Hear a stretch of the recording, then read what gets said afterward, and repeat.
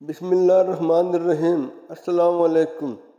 حضرت سلمہ بن اکوع رضی اللہ تعالیٰ عنہ فرماتے ہیں کہ حضور صلی اللہ علیہ وآلہ وسلم نے حضرت ابو بکر رضی اللہ تعالیٰ عنہ کو جھنڈا دیا۔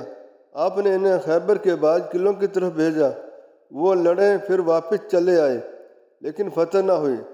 آپ نے انکار کر دیا۔ آپ صلی اللہ علیہ وآلہ وسلم نے فرمایا، کل یہ جھنڈا ایسے آدمی کو دوں گا جو اللہ اور اس کے رسول سے محبت کرتا ہوگا۔ اللہ اس کے ہاتھ پر فتح دے گا، وہ بھاگنے والا نہیں ہے۔ پھر آپ نے حضرت علی بن ابو طالب رضی اللہ تعالیٰ عنہ کو بلایا۔ ان کی آنکھوں میں تکلیف تھی۔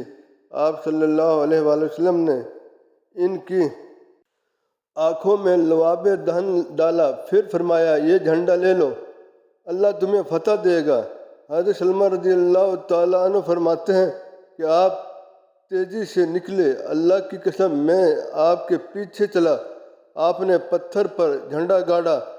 قلعے کے اوپر سے یہودی نے دیکھا۔ اس نے کہا، آپ کون ہیں؟ آپ نے فرمایا، میں علی بن ابو طالب ہوں۔ یہودی نے کہا، تم غالب آ گئے ہو، اور جو حضرت موسیٰ پر نازل ہوا اس کی قسم آپ واپس آئے اور اللہ نے آپ کے دست مبارک پر فتح دے دی۔ حضرت سلمہ بن قیس الخزرجی رضی اللہ تعالیٰ عنہ فرماتے ہیں کہ حضور صلی اللہ علیہ وآلہ وسلم نے حجۃ الوداع کے موقع پر 4 باتیں ارشاد فرمائیں۔ جس دن سے میں نے یہ باتیں سنی ہیں، میں نے بیان کرنے میں کنجوسی نہیں کی۔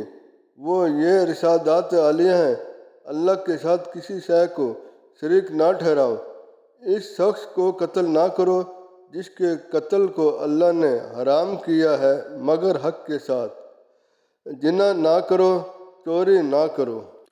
حضرت ابو ایوب انصاری رضی اللہ تعالیٰ عنہ فرماتے ہیں کہ حضور صلی اللہ علیہ وآلہ وسلم نے فرمایا، جس نے صبح کے وقت لا الہ الا اللہ وحدہ لا شریک لہ لہ الملک و لہ الحمد یحیی و یمیت وہو علی کل شیء قدیر 10 مرتبہ پڑھا، اللہ عز و جل اس کے 10 خطائیں معاف فرمائے گا، اس کے 10 درجات بلند کرے گا، اور اس کے لیے 10 غلام آزاد کرنے کے برابر ثواب ہوگا۔ اس کی حفاظت کی جائے گی دن کے شروع سے آخر تک۔